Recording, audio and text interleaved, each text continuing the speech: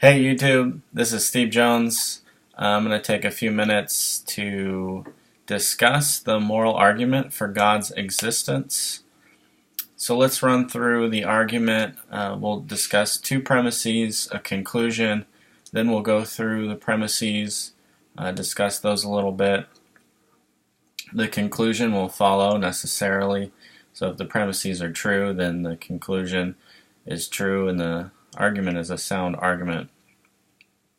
The argument goes like this. If objective moral values and duties do not exist, then God does not exist. Objective moral values and duties do exist, is premise 2, therefore God exists. So in the first premise, if objective moral values and duties do not exist, then God does not exist. Now, this is sometimes difficult to explain to people because there's a lot of terms that you have to cover. One of the terms is objective.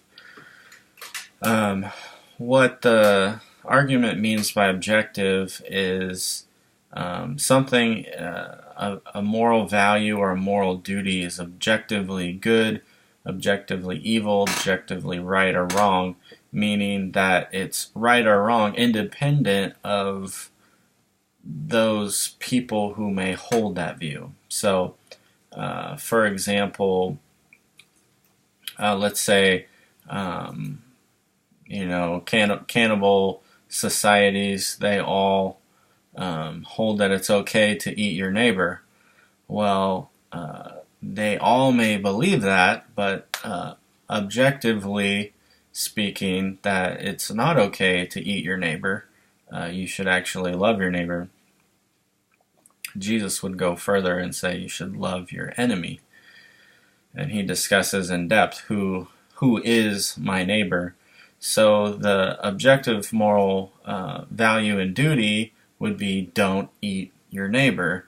And that's objectively true even if whole tribes or whole populations of humans hold the opposite. They just happen to all be wrong. So another example would be a moral value would be that it's a good to care and to love young children. And that would be better than abusing them and neglecting them.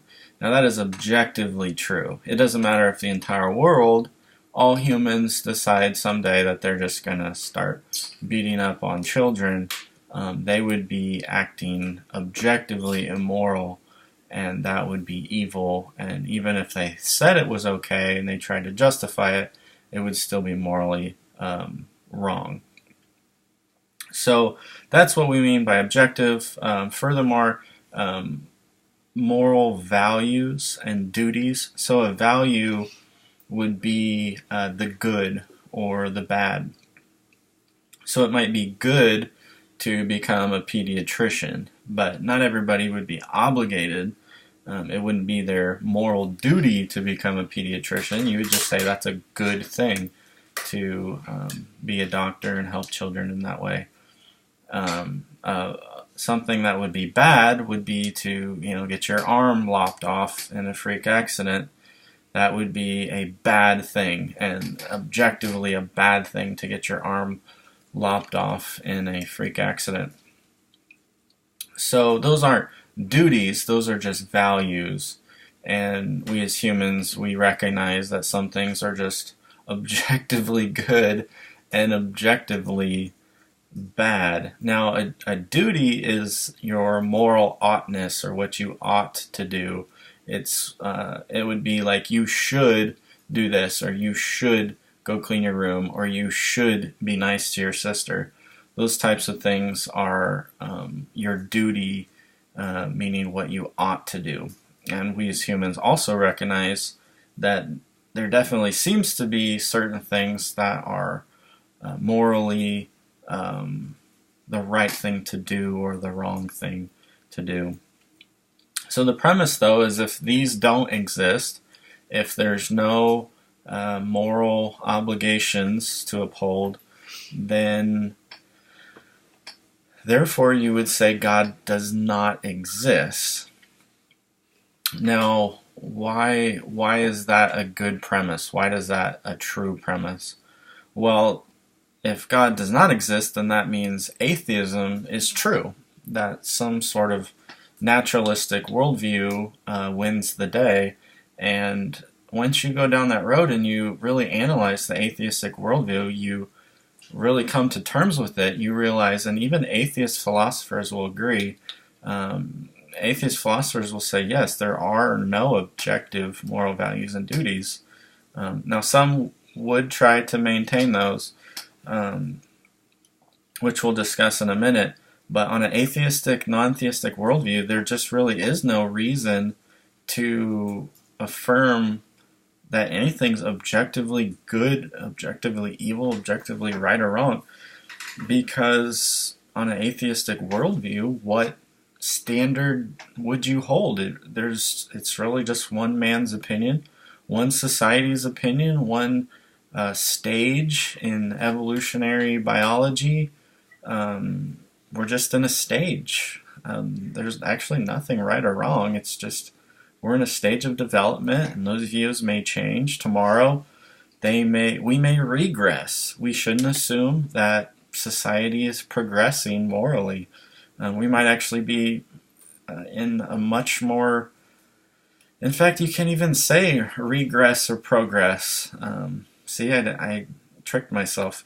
In the atheistic worldview, there's just no good or bad. And so that's why you have, atheist thinkers like Richard Dawkins just saying things like, there is no good or bad. There's no right or wrong. We're just all DNA here to propagate, and we're just dancing along to its music. That's a really gross paraphrase, by the way. But Dawkins says, yes, there is no good or bad, right or wrong.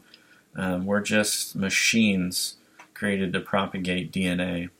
So he recognizes that he says there are no objective moral values and duties, and his atheism really demands it.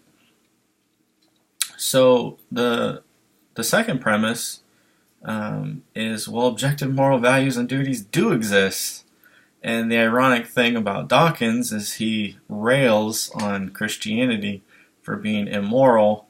So in one sense he says there's no moral values or duties, and then he goes on to just rail about how immoral certain things in the Bible are, which is pretty contradictory if you ask me. But the premise is, well, there are objective moral values and duties.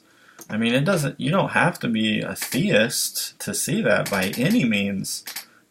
Atheists, agnostics, Christians, any other religion, they recognize you can't avoid it. Every single day you're making moral judgments, and you don't think they're fictions. You don't think they're just illusions. I mean, you live your life based off of just moral facts, objective moral truths. And just because your mom taught it to you, or you learned it from your society, or your upbringing maybe ingrained those things in you, we just recognize that certain things are good and certain things are bad. And that's objectively true. We don't say that those things are actually not true. We just kind of think those things. We, and by we I mean all humans, we just go, yes, that is wrong. Objectively, morally heinous and wrong. And we can see those things to be true. So the conclusion follows necessarily that therefore God exists.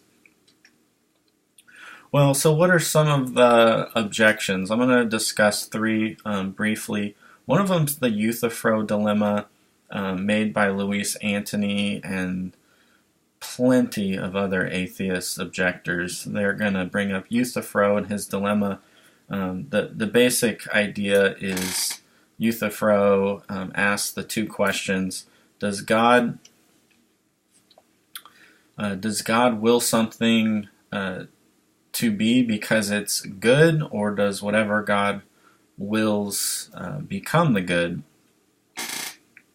Now you have two horns of the dilemma. On one side, whatever God wills just becomes the good. Well, that makes things that are good seem arbitrary, because whatever God says is good, then therefore it's good. That just makes good and bad seem arbitrary. While on the other horn of the dilemma, whatever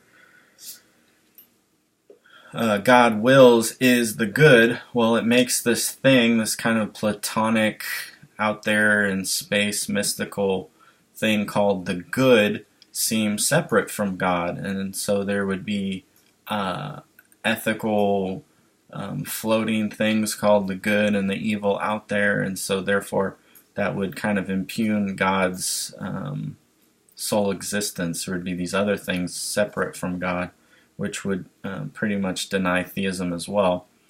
So the common answer to some of these dilemmas you see in theology and philosophy as well, what about the third option? Just because you present two impossible options doesn't mean there's a third. And there's a perfectly good answer to this dilemma, this moral dilemma. It's actually considered a false dilemma. And the answer would be that God's very nature, the good is from God himself. He is the good. And so when he commands or demands something, that it's flowing directly from who he is, and it's not arbitrary, it's not just contrived or made up, and there's not this good floating out there in outer space of metaphysics.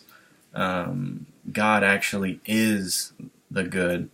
And so that answers that dilemma. Another really common objection we see in debates, especially in Keith Parsons' debate with William Lane Craig, he just rails and rails on the God of the Old Testament.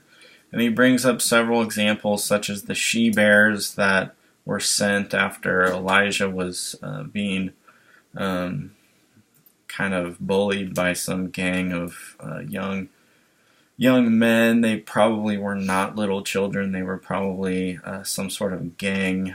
They could have been anywhere in their teen years up to their 20s. That word for children is used for a 39-year-old in the book of Genesis. So these types of stories, people just oversimplistically rail on God, and they paint him in the worst light possible. And God, there's so many wars, there's so many atrocities, there's so many horrible things that take place in the Bible, and the narratives are not this cleaned up view of the world. They're actually very similar to the world we're looking at today, where there's just moral catastrophes going on throughout all of our nations and peoples around the world. So it doesn't try to clean up and sanitize things. It actually shows a God who is working in the world, judging evil, condemning moral atrocities of men. And so I just think some of these arguments are oversimplistically looking at the Bible. They're not looking at them charitably, and they're condemning God, which is such a foolish thing to try to do, is condemn God. That just seems backwards to me for some reason. I could go on and cite many specific examples, but many of these examples just don't have a robust biblical theology. They don't act charitably, and they actually go against our own American justice system, which is innocent until proven guilty, and people want to put God up on the stand and treat him like he's a man. If he is God, then he has certain rights and abilities above and beyond any human being. It just seems ludicrous to me to treat God as if he's a dude or another one of the chaps, as the British would say. So the third objection would be Sam Harris's debate with William Lane Craig. He brings up a moral, his moral landscape, which he mentions something to the effect of the well-being of conscious creatures. And there's just this attempt to make some objective moral basis for where we can ground moral values and duties, and it's based in a naturalistic framework. Well, the big glaring giant pink elephant in the room is that you can call them objective, but when you start to really get to the definitions of what does the moral well-being of conscious creatures mean, well, somebody's got to define it. There's some human beings that are going to try to define that, and it's going to be just completely, purely subjective. There's no objectivity to it. It's just one man's definition against another, and you just fall back into the same it's ultimately subjective. So you can't scientifically define the well-being of moral conscious creatures. You can barely even define conscious creatures, and then then you get into just some hairy stuff of, well, it can't just be humans. Is it animals? What animals do we let in? What animals do we let out? And it's just an impossible problem that I think only the existence of God can give us a secure, objective moral standard for values and duties. And that's all I have to kind of discuss this debate. I'd love to hear some feedback from you. And if you have any questions or more objections, write them in the comments below. I'd love to, kind of go back and forth, debate this a little bit. If you had a question, I'd do my best to try to answer it. But anyways, God bless you. Thank you for listening, and have a good morning, afternoon, or evening, whenever you're watching this. Talk to you later. Bye.